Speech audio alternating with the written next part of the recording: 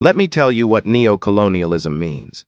That's the use of economic, political, cultural, or other pressures to control or influence other countries, especially former dependencies.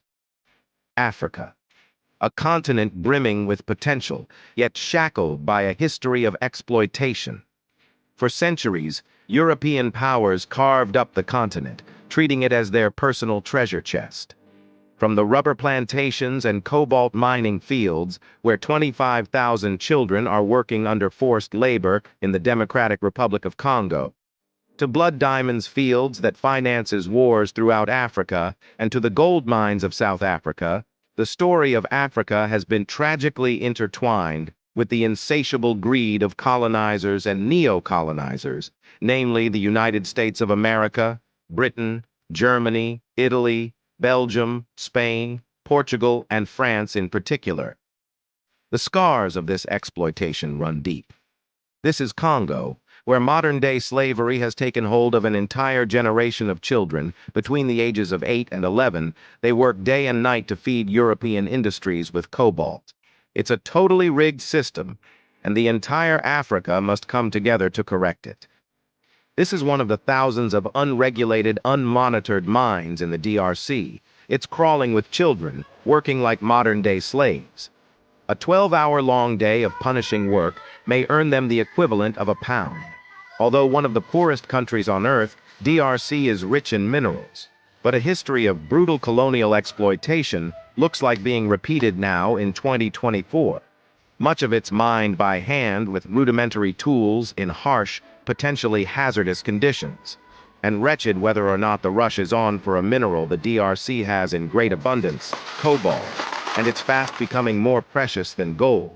It's a critical ingredient in lithium-ion batteries, which power smartphones and laptops. An army of children are at the heart of the mining production. Wearing no shoes and in the most wretched conditions, Dawson is ordered to retrieve the sap he's forgotten. There's an urgency now. The rains make this dangerous work even more risky, and Dawson's told in no uncertain terms he risks a beating if he messes up again. Dawson, with Richard beside him, have worked all day. They're 8 and 11 years old. Even this punishing work doesn't guarantee enough for food. Dawson hasn't eaten for 2 days now. But watch how this 8-year-old child, middle in the jungles of Africa, lifts kilograms of cobalt 12 hours long daily to feed European industries, so those folks can put on expensive watches, drive flashy cars, carry laptops and smartphones all around their cities, making noises on how poor Africa is. It's called modern-day slavery and must be stopped. This is what helpless looks like, and he's one of the children making millions for multinational corporations in Europe, America, and China, whilst they suffer in squalor. For this, they'll get maybe 8 British pence a day. Sukuma tunaenda tena tunarudia tena nasikia sana mkongo nauma mbona mimi natumia mkongo nimemaka na mbavu nakula kinakita kile nyuma. The tunnels are dug by hand with no supports. They frequently collapse, especially during rain. The miners climb down using holes carved in the rock and no safety equipment. This most precious of minerals is often extracted and sorted by tiny hands. They don't wear gloves or masks, yet the World Health Organization says exposure to cobalt and breathing in its dust fumes can cause long-term health problems. The forced extraction of resources, the deliberate underdevelopment of local economies, the systematic dismantling of African cultures. These wounds continue to bleed into the present. Even after the formal end of colonial rule, the West's relationship with Africa has remained largely extractive, perpetuating a cycle of dependency. This isn't ancient history, it's the foundation upon which the modern world order is built. The legacy of colonialism continues to cast a long, demonic shadow over Africa, manifesting in political instability, economic inequality, and social fragmentation. Understanding this history is crucial to grasping the challenges that Africa faces today. Let's start by understanding how global trade rules bind Africa. The end of colonialism didn't bring about an end to exploitation. Instead, the chains of oppression simply became invisible, disguised within the complex machinery of global trade. At the heart of this system sits the World Trade Organization, an organization ostensibly designed to promote fair trade, but often accused of perpetuating the very inequalities it claims to address.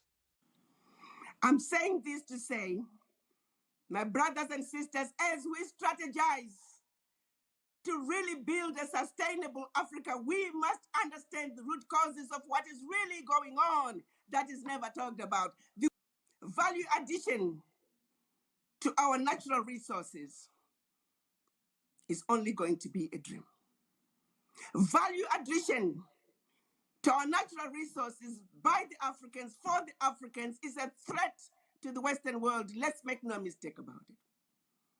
They know it, and they are going to fight us. You be prepared to fight back. The way you fight back is through knowledge. Now you have it. Disrupt the World Trade Organization and its policies that are skewed against Africa.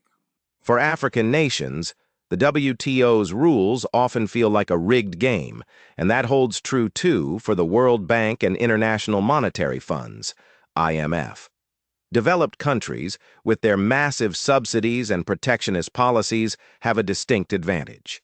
They can flood African markets with cheap goods, undercutting local producers and stifling the growth of domestic industries. Furthermore, the WTO often pressures African countries to liberalize their economies prematurely, exposing them to fierce competition they are ill-equipped to handle. This can lead to the collapse of local businesses, job losses, and increased dependence on foreign aid. The result? Africa remains trapped in a cycle of exporting raw materials and importing finished goods, a pattern that keeps the continent economically subservient to the West. Understanding Africa's wealth, the West's gain. Africa is rich in natural resources, but the wealth generated from these resources often flows out of the continent. Multinational corporations extract valuable minerals, oil, and gas, leaving behind environmental devastation and little benefit for local communities. The profits are siphoned off to Western countries, reinforcing economic disparities and perpetuating poverty in Africa. The United States absolutely does not want these African countries, Ghana, Gabon, Senegal, the Ivory Coast, to turn into the next Norway because of their own oil-rich resources. We can become one of the wealthiest and most prosperous countries in the world with oil. That's exactly what happened in Norway in 1969 when they discovered oil. Went from being basically an irrelevant country, poor by today's standards, becoming one of the wealthiest and most prosperous and highest life expectancy, free health care. People don't leave the country. They don't travel. They stay there after they graduate college in Oslo. It's like, imagine that happening to Africa. The United States absolutely cannot allow that to happen, cannot allow Africa to become prosperous. They'll do whatever they can to keep that from happening. The exploitation doesn't stop at natural resources. Intellectual property laws and unfair trade practices further disadvantage African nations. The West reaps the benefits of African innovations and cultural heritage, often without fair compensation. This imbalance stifles local creativity and hinders Africa's ability to develop its own industries. To change this dynamic, there needs to be a fundamental shift in how the global economy operates, or at the very least, how the economy in Africa operates. It's not just about aid.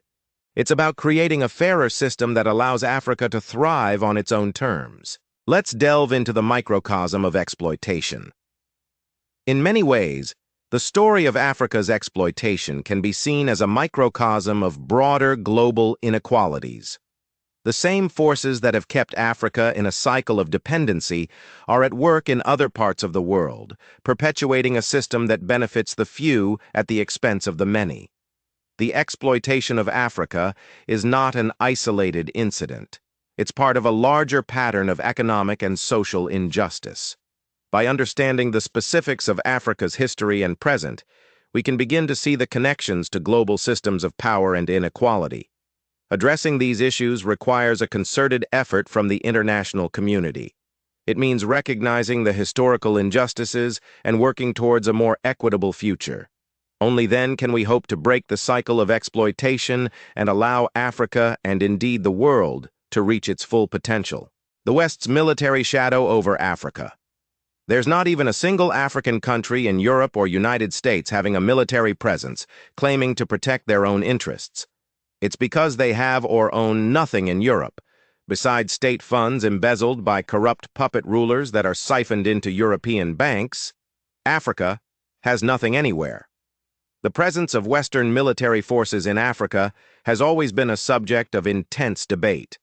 While some Europeans argue that their presence ensures stability and security, others see it as a form of neo-colonialism. The sole purpose of having this military presence there is to protect the interests of Western countries. Talking about globalization, Africa's voice in a globalized world has no weight. In today's interconnected world, Africa's voice is more crucial than ever. Africa must ensure that its perspectives and needs are heard on the global stage, and not just as an afterthought, towards an empowered African future. The future of Africa lies in its own hands, and technological advancement plays a key role. Africa needs to reduce its dependency on Europe and invest in homegrown innovations and solutions, uniting for a prosperous Africa. Unity is the cornerstone of a prosperous Africa. A borderless Africa should be the first step towards achieving unity. By coming together, Africa can overcome the challenges and build a brighter future for all Africans,